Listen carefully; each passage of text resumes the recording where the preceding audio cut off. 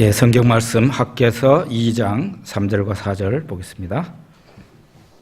굉장히 오래전인데요. 그 해에는 굉장히 전국적으로 농사가 대풍이었습니다. 대풍도 보통 대풍이 아니라 어마어마한 대풍이었습니다.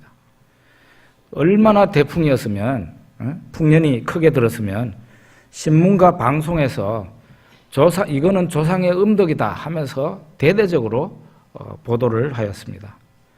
저는 그 신문과 방송에서 이거는 이 같은 축복은 조상의 음덕이다라고 계속 보도하는데 제 마음이 굉장히 걸렸고 하나님이 이 일을 기뻐하시지 않을 것 같다 하는 것을 제 마음으로 느꼈어요. 근데 이제 들판에는 추수가 시작이 되어서 추수가 거의 절반 이상 진행이 된 상태였으니까 이제는 잘 익은 곡식을 추수를 해서 집으로 가지고 가기만 하면은 이제 되는 그런 해였는데 그때에 추수가 상당히 많이 진행이 되고 있는 그런 상황에서 때늦은 태풍이 우리나라에 몰아쳤습니다. 그리고 매일 폭우가 쏟아졌어요. 매일 폭우가 쏟아졌어요. 그렇게 되니까 논바닥에 벼들이 이렇게 세워져 있었는데 그 벼들이 세워져 있는 채로 싹이 나버리고 말았습니다. 많은 곡식들은 그냥 그 밭에 논에 있는 그 채로 썩어버렸어요. 그래서 며칠 만에 어떻게 됐는가 하면은 어쩌면은 사상 최대의 풍년이었는데 며칠 만에 최악의 흉년이 되어버리는 그런 한 해가 오래전에 있었습니다. 하나님의 축복과 하나님의 저주가 이렇게 인간의 삶을 갈라놓는구나. 저는 그때 여실히 깨달았고 그래서 하나님께서 축복을 주실 때에는 하나님께 영광을 돌리고 어려운 일이 생길 때에는 하나님 앞에 나가서 기도할 수 있는 그런 경건한 자세가 돼야 된다. 그런 생각을 하게 되었습니다. 하나님께서 이 학개서를 통해서 그 당시 백성들에게 무슨 말씀을 하셨는가 하면 너희는 밑빠진 독에 물붓기다 하고 말을 했습니다. 학개서 1장 6절을 우리가 한번 보겠습니다. 같이 읽어보죠. 너희가 많이 뿌릴지라도 수확이 적으며 먹을지라도 배부르지 못하며 마실지라도 흡족하지 못하며 입어도 따뜻하지 못하며 일꾼이 삭슬을 받아도 그것을 구멍 뚫어진 전대에 넣음이 되느니라. 너희는 밑빠진 독에 물붓기다. 너희들은 복을 받고 싶겠지만은 그런 복이 너희들에게서 멀다. 그런 얘기를 하시는 것입니다. 하나님께서 복을 내리시죠. 복을 내리시는 분은 하나님이십니다. 그런데 역설적이게도 그 복은 인간한테 달려 있습니다. 하나님께서 사람의 신앙과 인격과 그리고 행동을 보시고 복과 저주를 내리시니까 하나님이 복을 내리시지만 사실은 역설적이게도 인간한테 달려있는 거예요. 그 인간이 어떤 사람이냐, 그 사람이 어떤 사람이냐, 그게 달려있는 것이에요. 우리는 모두 지금 현재 하나님께서 나에게 은혜를 주실까? 하나님께서 나에게 은혜를 주실까? 궁금합니다. 그리고 나의 앞날에 하나님께서 축복해 주실까? 참 소원이 생기면서 내 앞날이 형통했으면 좋겠다. 하나님의 복을 받았으면 좋겠다 하는 그런 생각이 있습니다. 그런데 하나님께 은혜를 받고 복을 받는 방법은 아주 간단해요. 시편 1편에 있는 말씀처럼 살면 됩니다. 시편 1편에 있는 복이 있는 사람은 어떤 사람인가를 쭉 얘기하고 있어요. 학개서 1장 7절에 우리 한번 학개서 1장 7절에 보면은 뭐라고 하는가 하면은 너희는 자기 행위를 살피라 그랬어요. 먼저는 하나님께서 학개를 통해서 너희는 밑빠진 독에 물붓기다 하는 식으로 말을 하고 난 뒤에 너희는 자기 행동을 살펴봐라 그렇게 얘기하고 있습니다. 우리가 읽어보겠습니다. 학개서 1장 4절에서 5절을 한번 읽어보겠습니다. 같이 읽어보죠. 이 성전이 황폐하였거늘 너희가 이때에 판벽한 집에 거주하는 것이 옳으냐? 그러므로 이제 만군의 여호와가 이같이 말하노니 너희는 너희의 행위를 살필지니라. 이거는 총독 스룹바벨과 대제사장 여호수아 때에 있었던 일입니다. 이때가 언제인가 하면은 유대인과 이스라엘 백성들이 다 바벨론 포로로 끌려갔죠. 포로로 끌려가서 70년 만에 1차로 돌아오는 사람들이 있습니다. 다 계산해 보면 한 10만 명 가량이 돌아오게 되는데 그 지도자가 바로 스룹바벨 총독과 대제사장 여호수아입니다. 그 사람들에게 하나님께서 주신 사명이 있었어요. 하나님께서 그들에게 먼저 하라고 한 일이 있었는데 그것은 바로 성전 재건이었습니다. 왜냐하면 옛날에 국가가 망할 때 예루살렘에 있는 하나님의 성전이 다 불타버리고 허물어져 버렸거든요. 그래서 돌아온 사람들이 성전을 재건하도록 하나님께서 명을 내리신 거예요. 근데 여러분 그걸 아셔야 됩니다. 하나님께서 시키시는 일인데도 형통하지 않을 때가 있습니다. 그것은 여러분들이 기도해야 되는 일이기도 해요. 제가 이번에도 중국 선교를 갔다 왔습니다. 하나님께서 원하시는 일이고 하나님께서 시키시는 일인데도 그 일이 형통하도록 기도해야 됩니다.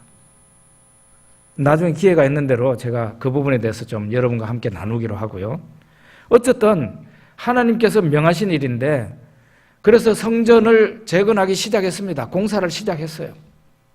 그런데 이 공사가 돌아온 유대인들의 뜻이 아니라 이방 사람들 그리고 그들을 보낸 그 페르시아 왕에 의해서 공사가 중지되고 말아요. 공사를 하다가 자기네들이 하고 싶지 않아서가 아니라 주변의 환경에 의해서 공사가 중단돼 버렸어요. 그러니까 공사를 못하는 게 이해가 되는 거죠. 이유가 되는 겁니다. 그런데 이렇게 공사가 중단이 된 채 세월이 제법 흐르게 되었습니다. 세월이 흐르니까 이제 돌아온 스룹바벨과 여호수아 이 사람들 그리고 백성들은 하나님의 성전에 대해서는 재건에 대해서는 관심이 없고 자기네들 집안일에 빨랐다. 그렇게 성경은 말씀하고 있습니다. 학개 선지자가 이와 같은 사람들에게 말하고 있어요. 학개서 1장 9절에서 11절을 한번 보겠습니다. 같이 읽어보죠. 너희가 많은 것을 바랐으나 도리어 적었고 너희가 그것을 집으로 가져갔으나 내가 불어버렸느니라. 나 만군의 여호와가 말하노라. 이것이 무슨 까닭이냐. 내 집은 황폐하였을 때 너희는 각각 자기의 집을 짓기 위하여 빨랐음이라. 그러므로 너희로 말미암아 하늘은 이슬을 거쳤고 땅은 산물을 거쳤으며 내가 이 땅과 산과 곡물과 새 포도주와 기름과 땅의 모든 소산과 사람과 가축과 손으로 수고하는 모든 일에 한제를 들게 하였느니라. 하나님께서 불어버리시니까 그들은 집안에 무엇을 쌓기를 원했지만 집안에 쌓이는 것이 없었다. 들판에 나가서 곡식을 거두기를 원했지만 거둘 것이 없었다. 하늘은 비도 그치고 이슬도 그치고 가뭄이 들어서 계속 흉작이었습니다. 여러분 세상 사람들 살아가는 모습을 한번 보십시오. 하나님께서 그들에게 건강한 몸을 주십니다. 입을 옷도 주시고 쉴 수 있는 집도 주시고 또 적당하게 살 수 있는 어떤 사람에게는 많은 어떤 사람에게는 적지만은 돈을 벌 수 있는 그런 것을 주셔서 먹고 살게끔 하나님께서 다 허락해 주셨습니다. 그런데 하나님께서 주신 것으로 그들이 하나님께 받은 것으로 무엇을 하고 있는지를 여러분이 한번 보십시오. 하나님이 주신 것으로 죄를 짓습니다. 어떤 사람은 하나님 앞에 사람들 앞에 거만을 떨면서 그렇게 살고 있습니다. 어떤 사람은 자기의 쾌락을 위해서 하나님께서 주신 그런 돈을 사용하고 있습니다. 하나님의 영광을 위해서는 아무런 일도 하지 않아요. 심지어는 어떤 사람은 하나님께 돈을 받아가지고 하나님께 재물을 받아서 우상한테 갖다 바치는 그런 일도 있습니다. 자신의 일에는 부유하나 하나님의 일에는 가난한 것입니다. 이런 문제는 정도의 문제는 있어도 성도, 신자들에게도 어느 정도 발견되는 일입니다. 하나님께서 그러면 이런 사람들, 하나님에 대해서는 관심이 없고 하나님의 일에 대해서도 관심이 없고 자신의 욕구만 채우려고 하는 사람에게 하나님께서 어떻게 대우하시는가? 성경에서 말하고 있는 것은 하나님께서 그들 위에 하늘을 닫아버리신다 그랬어요. 그들이 나가도 수확할 것이 아무것도 없게 하신다 그랬어요. 결국 어떻게 되겠습니까? 우리가 이 학개서에 보면은 그 유대인들은 생활이 행복하지 못했어요. 행복을 그들이 그렇게 구했지만 행복이 그들 앞에 없었어요. 그리고 빈궁한 삶을 살게 됐어요.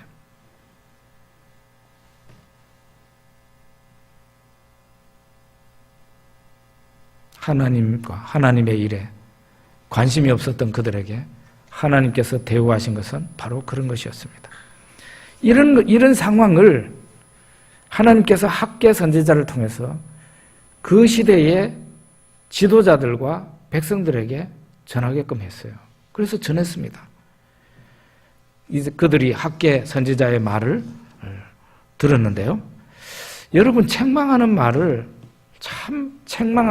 참 받아들이기 힘들거든요. 요즘 이 시대에는 더더욱 아마 그런 것 같습니다. 책망을 하면은 쉽게 상처를 받으니 책망을 하기도 어렵습니다. 순한 말로 권면을 해도 다친 마음으로 들으면 상처가 될 수밖에 없고요. 독하고 매운 말을 하더라도 내게 좋은 보약과 같이 여기면은 그거는 상처가 되지 않는 것입니다. 유대인들은 학개 선지자가 아주 신랄하게 비판하는 그 하나님의 말씀을 유대인들이 듣고서 지도자들과 백성들이 듣고서 어떻게 했습니까? 그들이 그것을 고개를 끄덕이면서 달게 받아들였다는 것입니다. 그게 중요해요. 학개서 1장 12절을 한번 봅시다. 같이 읽죠. 스알디엘의 아들 스룹바벨과 여호사닥의 아들 대제사장 여호수아와 남은 모든 백성이 그들의 하나님 여호와의 목소리와 선지자 학개의 말을 들었으니 이는 그들의 하나님 여호와께서 그를 보내셨습니다. 백성이 다 여호와를 경외하며 14절도 한번 봅시다. 여호와께서 스알디엘의 아들 유다 총독 스룹바벨의 마음과 여호사닥의 아들 대제사장 여호수아의 마음과 남은 모든 백성의 마음을 감동시키시매 그들이 와서 만군의 여호와 그들의 하나님의 전공사를 하였으니 이렇게 말하고 있습니다. 학개 당시에 지도자들 총독 스룹바벨과 대제사장 여호수아 그들이 앞장서서 신랄한 그 하나님의 말씀을 받아들였어요. 그리고 백성들도 그 말씀을 고개를 끄덕이면서 받아들였다는 것이 참 중요합니다. 하나님의 말씀을 순순히 받아들이고요. 성전 공사를 그동안 중단하고 있었는데 다시 재개를 하게 되었습니다. 이것도 역시 하나님께서 그들을 감동하신 결과였다고 성경은 이렇게 말하고 있어요. 저는 이 본문을 보면서 어떤 생각을 했는가 하면은 하나님께서는 하나님 앞에 믿음으로 살고자 하는 사람에게는 하나님께서 은혜를 부어주신다. 그리고 그들이 믿음으로 살고자 하는 그 마음까지도 하나님께서 그들을 감동시키신 결과이다. 여러분과 제가 하나님을 찾고자 할 때 하나님께서 여러분과 저에게 은혜를 주십니다. 저는 어떤 목사님 간증을 들었는데요. 그 목사님이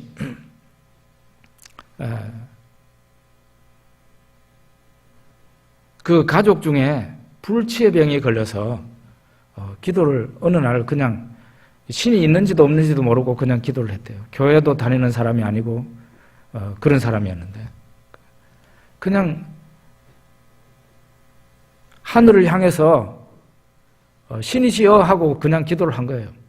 신이시여, 신이 당신이 있거든 꼭 이 병을 고쳐주시기 바랍니다. 그러면 내가 꼭 당신을 찾아서 믿겠습니다. 그렇게 기도를 했대요.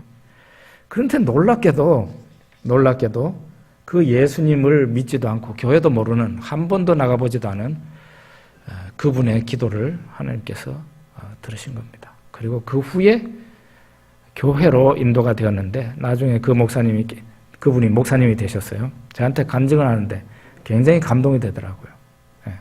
저 역시도 그런 사람이었습니다. 제가 암이 걸렸을 때 어느 날 집 앞에 있는 동산에 올라가가지고 바위 위에 걸터 앉아서, 그때는 예수님도 모르고 절도 모르고 아무것도 모르는 사람이에요. 신이여, 당신이 정말 계신다면 나에게 기회를 주십시오. 내 이 암병을 고쳐주십시오. 기도했는데 그 신이 곧 우리가 믿는 예수 그리스도의 아버지 하나님이시다 하는 것을 제가 나중에 알게 되었죠. 우리가 하나님을 찾으려고 하면 하나님께서 반드시 만나주신다는 거예요. 하나님께 충성하려고 하면 하나님께서 길을 주시고 축복해 주신다는 거예요. 문제는 우리가 마음을 닫아버리고 나는 못하겠어라고 하는데 문제가 있는 것이에요. 우리 성안교회 목사와 성도님 여러분들은 참 이 학계 당시에 이 하나님의 말씀을 그대로 순순히 받아들이고 순종했던 그 스룹바벨과 여호수아와 그 백성들처럼 되었으면 좋겠습니다. 그런데 이들이 성전 공사를 하면서 마음이 어땠느냐? 굉장히 실망을 하게 되었던 것 같습니다. 우리 한번 보죠. 학개서 2장 3, 4절 한번 보겠습니다. 같이 읽죠. 너희 가운데 남아있는 자 중에서 이 성전의 이전 영광을 본 자가 누구냐? 이제 이것이 너희에게 어떻게 보이느냐? 이것이 너희 눈에 보잘것없지 아니하냐? 그러나 여호와가 이르노라. 스룹바벨아 스스로 굳세게 할지어다. 여호사닥의 아들 대제사장 여호수아야 스스로 굳세게 할지어다. 여호와의 말이니라. 이 땅 모든 백성아 스스로 굳세게 하여 일할지어다. 내가 너희와 함께 하노라. 만군의 여호와의 말이니라. 그들이 성전 재건 공사를 하면서 마음에 실망을 한 것 같습니다. 그 얘기는 뭔가 하면은 자기네가 공사하는 그 성전이 이제 점점 모양이 나타나는데 너무 초라하게 보였기 때문입니다. 너무 초라하게 보였어요. 이전에 솔로몬이 건축했던 그 성전은 대단한 위용과 찬란함을 자랑했는데 거기에 비하면은 제2성전, 이 파괴됐다가 다시 세우는 이 성전은 아주 초라하게 보였습니다. 그러니까 사람들이 자책감에 빠지고 실망에 빠지게 되죠. 우리도 마찬가지인데요. 하나님의 일을 하다가 자책감에 빠질 때가 많이 있습니다. 내가 초라하게 보이고 내가 아는 하나님의 일도 초라하게 보입니다. 그때 가까이 있는 나를 아는 어떤 사람이 당신 하는 일이 도대체 왜 그 모양이냐 하고 딱 한마디 던져주면은 완전히 거기에서 초죽음이 되죠. 우리는 침울해지고 그리고 하고 있던 그 하나님의 일도 너무 초라하게 느껴지니까 그 일을 하고 싶지 않게 되고 중단하고 싶은 그런 마음이 생기죠. 그런데 하나님은 그렇게 말씀하시지 않아요. 네가 하는 일이 왜 그 모양이냐 그렇게 말하지 않습니다. 네가 하는 일은 지극히 작은 것이다 그렇게 말을 하지도 않아요. 하나님께서는 네가 하고 있는 그 일은 굉장히 의미가 있는 일이고 절대로 작은 일이 아니다라고 그렇게 말씀을 하십니다. 여호와가 이르노라. 스룹바벨아 스스로 굳세게 할지어다. 여호사닥의 아들 대제사장 여호수아야 스스로 굳세게 할지어다. 여호와의 말이니라. 이 땅 모든 백성아 스스로 굳세게 하여 일할지어다. 내가 너희와 함께 하노라. 하나님이 함께 하신대요. 하나님이 함께 하시니까 스스로 굳세게 하라고, 스스로 마음을 굳세게 하여 하나님의 일을 하라고 하나님께서 말씀하고 계십니다. 그러면서 하나님께서 격려하시는데요, 이 성전의 나중의 영광은 지금 현재와 비교가 되지 않을 만큼 엄청 영광스러운 성전이 될 거라고 그렇게 말씀을 하십니다. 학개서 2장 6절에서 9절인데요. 여기도 한번 읽어보겠습니다. 오늘은 성경을 좀 많이 읽는 편인데 우리 읽어봅시다. 만군의 여호와가 이같이 말하노라. 조금 있으면 내가 하늘과 땅과 바다와 육지를 진동시킬 것이요 또한 모든 나라를 진동시킬 것이며 모든 나라의 보배가 이르리니 내가 이 성전의 영광이 충만하게 하리라. 만군의 여호와의 말이니라.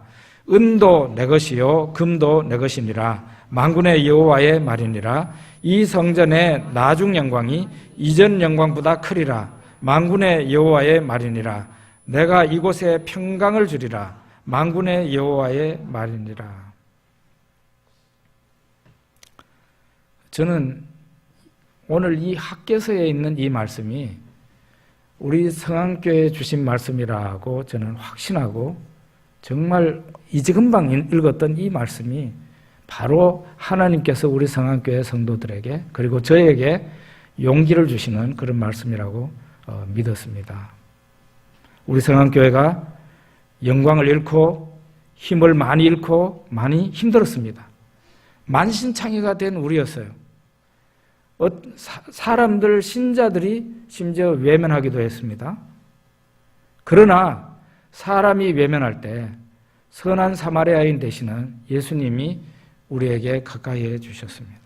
우리의 깊은 상처를 어루만져 주셨어요. 우리의 깊은 상처를 어루만져서 낫게 해주셨어요. 그런데 우리가 주님에게로부터 오는 그 은혜를 아직은 좀 더 받아야 됩니다.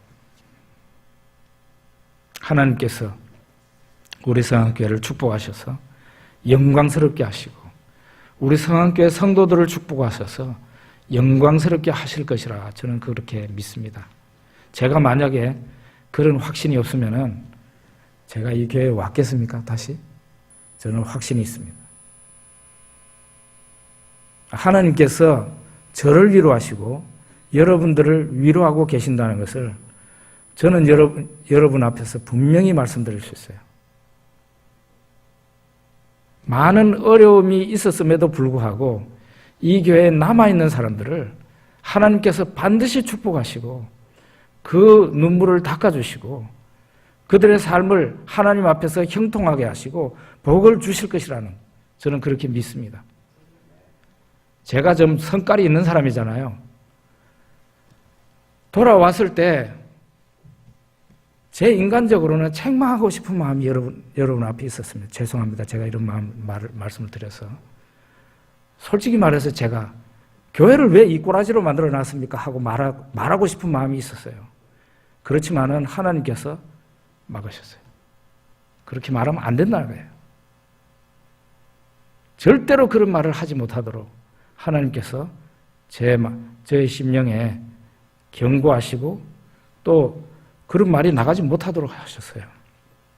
이거를 보면은 하나님께서 얼마나 여러분들을 사랑하시고 얼마나 위로하시고 은혜를 주시고자 하시는가, 저는 그렇게 느꼈어요.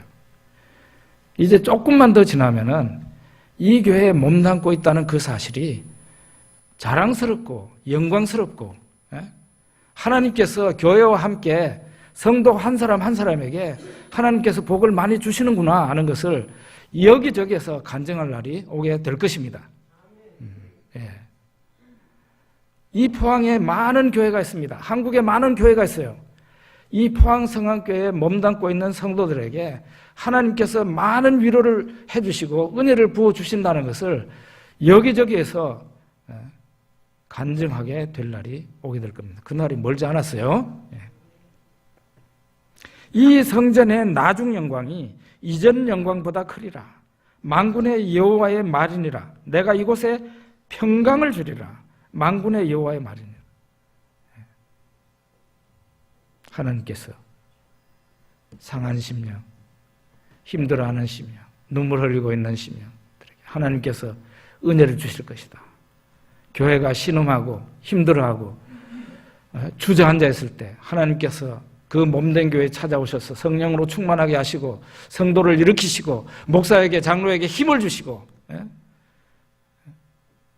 권사, 안수 집사 모든 집사님들 성도들에게 하나님께서 은혜를 주시는 거예요.